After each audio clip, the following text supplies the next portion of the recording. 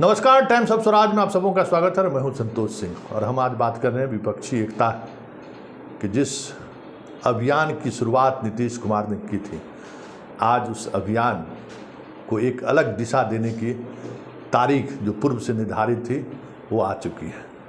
और जो कहा जा रहा था, जिस तरीके से चीज़ें कही जा रही थी कि विपक्षी एकता को लेकर नीतीश का प्रयास रंग लाएगा या नहीं लाएगा, क्या होगा, बहुत तरह के सवाल हो रहे थे।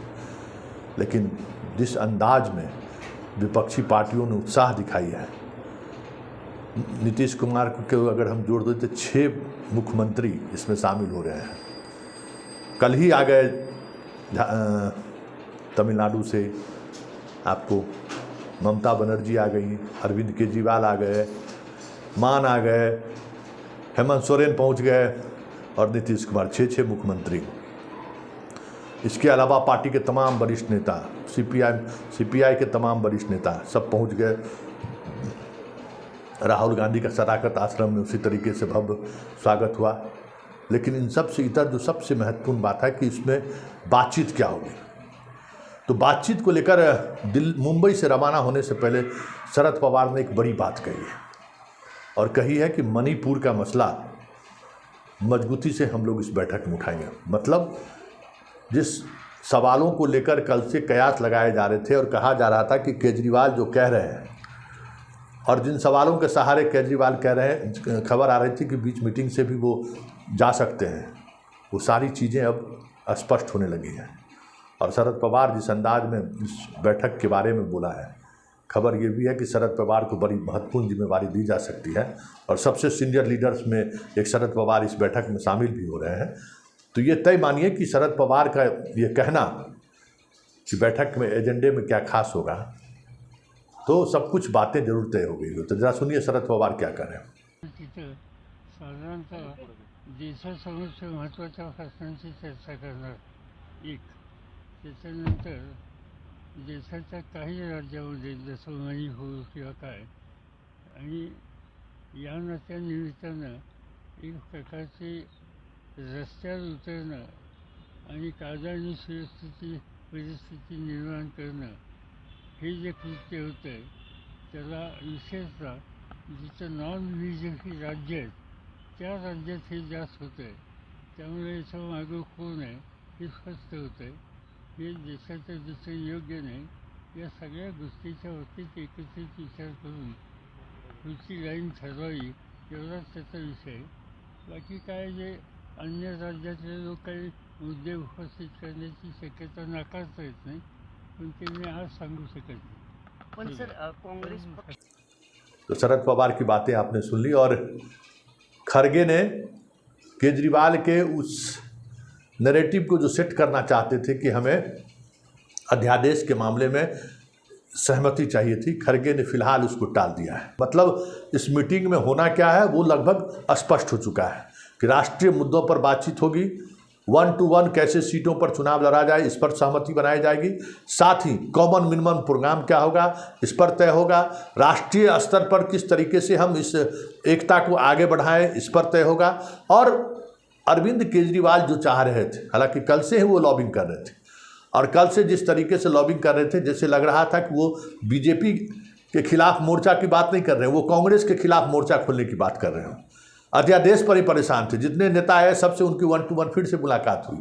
लेकिन नीतीश और लालू इस मामले में पूरी तौर पे मानसिक तौर पर तैयार हैं और उन्होंने जो जिस अंदाज में उन्होंने कहा है वो भी समझ जाइए कि ये कयास जो लगाए जा रहे थे उस कयास को दोनों ने मिलकर विराम लगा दिया है कि भाई छोटे मोटे मुद्दों को अपने में आपस में बैठकर हम लोग तय करते रहेंगे। एक कमेटी रहेगी जो तय करती रहेगी। कांग्रेस ने पूरा समर्थन जताया है। कांग्रेस के बगैर इस गठबंधन का कोई मतलब नहीं है। ममता बनर्जी ने भी इस बात को अब स्वीकार करना शुरू कर दी है कि जो हालात हैं, जिस तरीके से पंचायत चुनाव में चीज़ें सामने आ रही हैं, ऐसे में ममता बनर्जी के पास भी अब कोई स्पेस नहीं है। और जयंत चौधरी के बारे में खबर आ ही गई कि जयंत चौधरी उन्होंने पारिवारिक कार्यक्रम है इस वजह से नहीं आ रहे। लेकिन कुछ चीज़ें हैं अखिलेश को लेकर, जयंत की कुछ चीज़ें चल रही हैं जिनको सॉर्ट आउट करने की जिम्मेवारी कांग्रेस ने उठा ली है। कांग्रेस उस मसले पर, कांग्रेस अलग अलग फ्रंट पर जो बातचीत चल रही है, कांग्रेस मायावती और जगन रेड्डी, इस दोनों से कांग्रेस खुद बातचीत कर रही है। जयंत चौधरी के मामले में भी कांग्रेस बात कर रहे हैं। और चौटाला परिवार से लालू यादव ने जिम्मेवारी ली है कि हम चौटाला परिवार और देवगौड़ा के परिवार से हमारी बातचीत होगी। मतलब अलग अलग फ्रंट पे लोग काम कर रहे हैं और ममता और केजरीवाल को लेकर नीतीश कुमार और तेजस्वी यादव काम कर रहे हैं। मतलब हर पार्टी का अलग अलग जो ये है।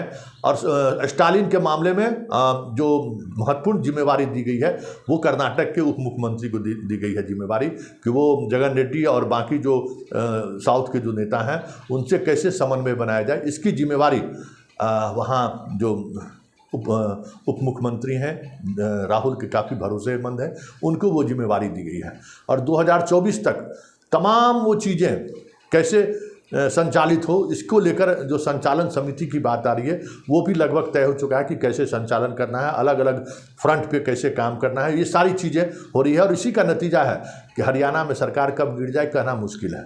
बीजेपी के वार रूम में जो इन दिनों हलचल है हरियाणा को लेकर, इसकी वजह यही है कि चौटाला परिवार में कैसे एका हो, इसकी भी कोशिश शुरू हो गई है। लालू प्रसाद, अखिलेश यादव और बाकी जो उनके रिश्तेदार नातेदार हैं, इसमें इनकी महत्वपूर्ण भूमिका निभाई जा रही है।